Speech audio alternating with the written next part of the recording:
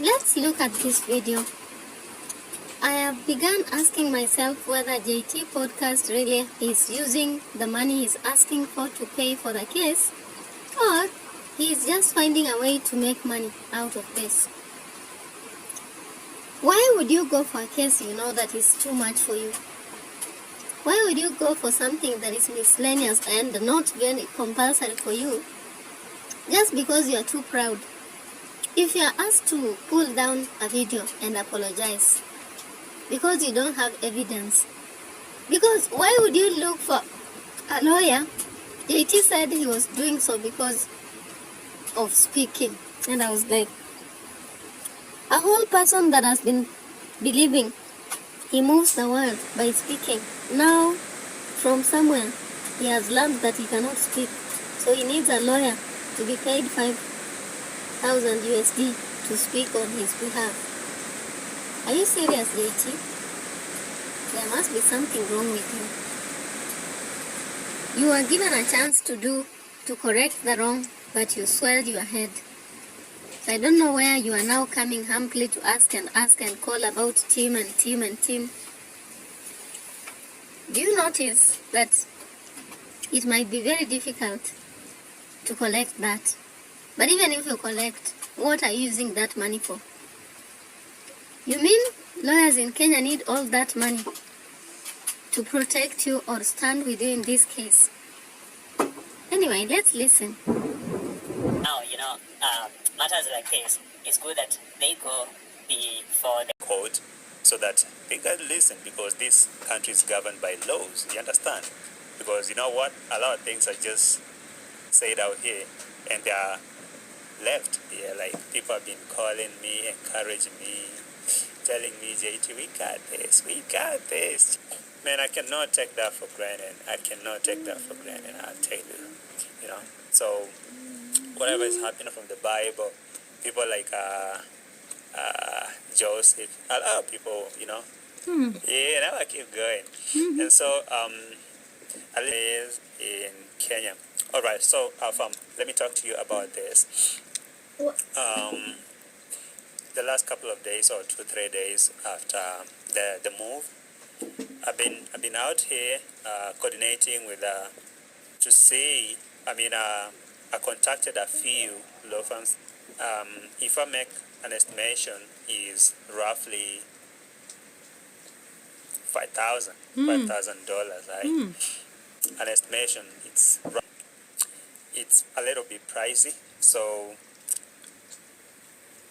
that's why I need your help, right? I'm trying on and praying that JT is a scam. I sent him $100 to give you. He didn't give you the money. I told you JT is a scammer. No, it doesn't happen like send some money on PayPal. That the fee is not that higher, right? And if you wire the money straight to my account or to my M-Pesa, the fee is not that much higher.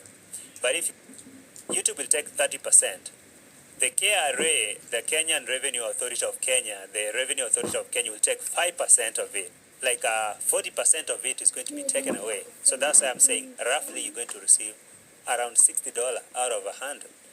And it doesn't come to your account immediately. You have to take some time because I'm trying to raise some funds. $5,000 for me, it's a little bit challenging. You feel me? Yeah, it's a little bit challenging. So that's why I guess I'll try to run this campaign. People who sent me super chat, I'm super grateful.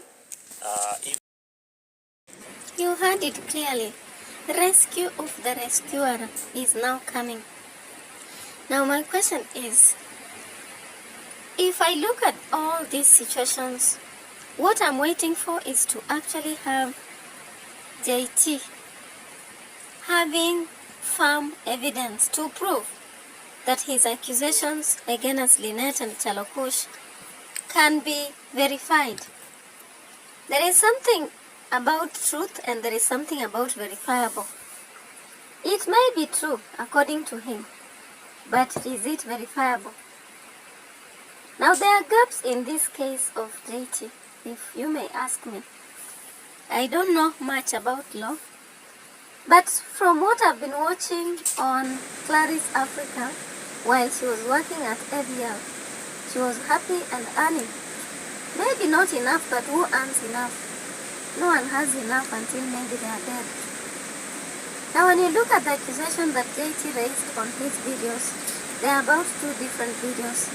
One of them, he raised accusations against Chalokush for eyeing Clarice Africa live, indicating she's beautiful, and possibly whenever Chalokush was taking videos, he was eyeing her. That was a very serious accusation.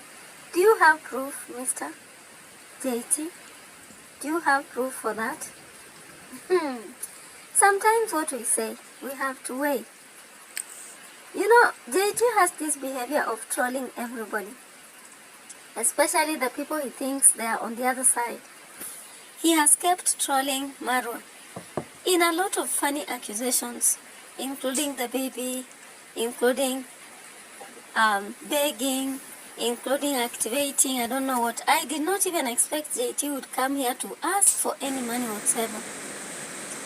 He has also accused Dimango a lot on a failed marriage, divorce, not being pregnant, having been deported, having a child.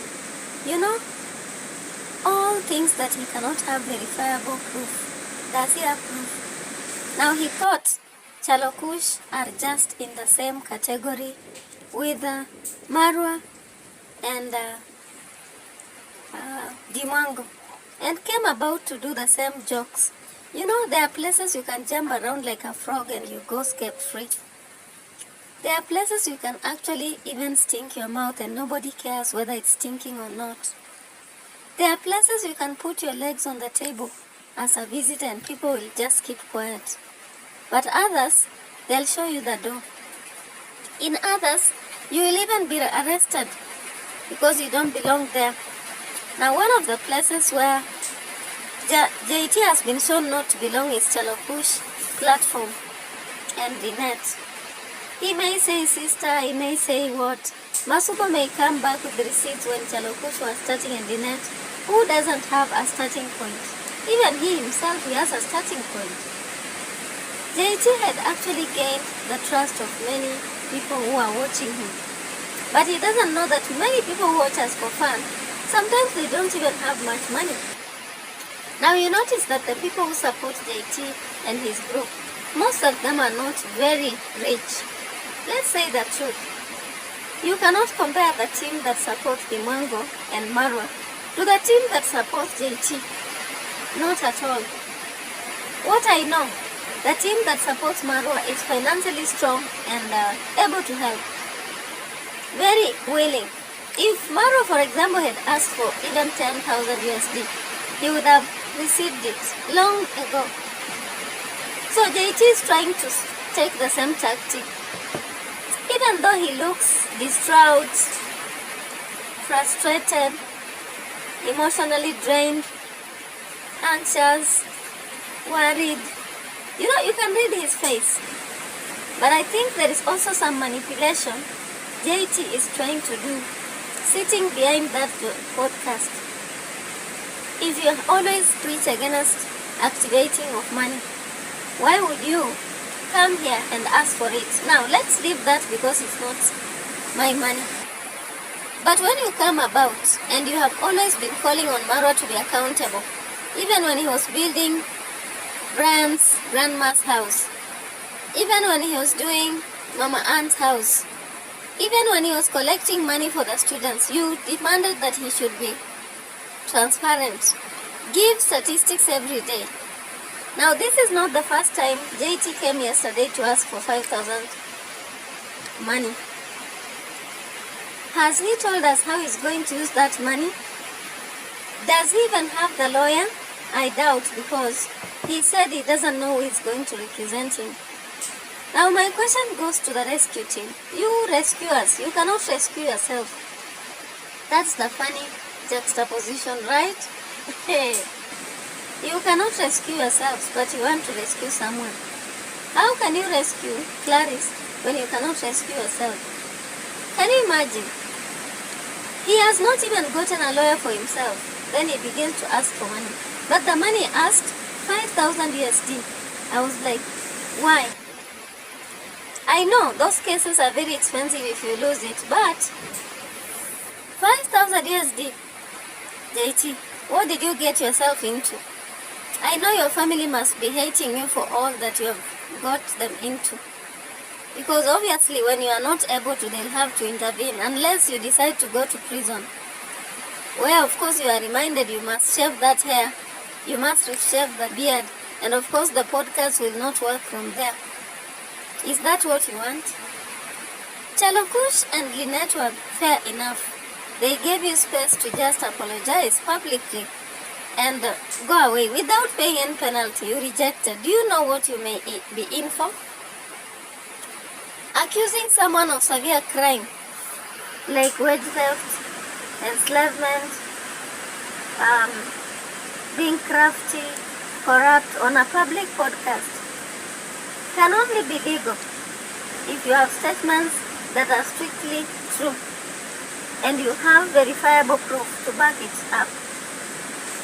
But if the claims turn out to be speculative and false, then JT, you are going to face a high legal risk of civil defamation. We call it slander. Or is it libe? Libo or libo? Libo, which is digital cyber harassment also. You have been harassing a lot of people on the streets, including Dimango, including David Jr., including, everyone you pick on. You've been doing that. Now it's time to learn, boy. Sometimes, as you said yesterday, you think that good people end up in prison. But also, ignorance is another thing that takes people to prison. Or we can also say, when you ignore and try to fool your horns, you can also end in prison. Now, defamation lawsuits focus on spoken statements, on podcasts, general defamation, and slander, where you want to suffer the reputation of Chalokush or Lynette. You thought that they are just people who will threaten you like Maru and they not act. Do you know currently Chalokush and Lynette are a brand, a corporate that want to protect themselves.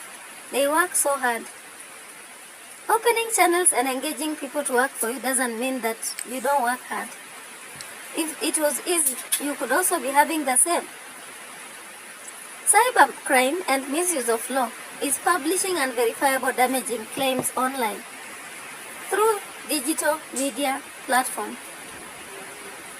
It can also go into criminal threshold because the local electronic and computer crime legislation comes with jail terms and heavy fines. Who knows? Maybe this time round Lynette will say, I gave you a chance to apologize you never had, so you can be put under, behind bars.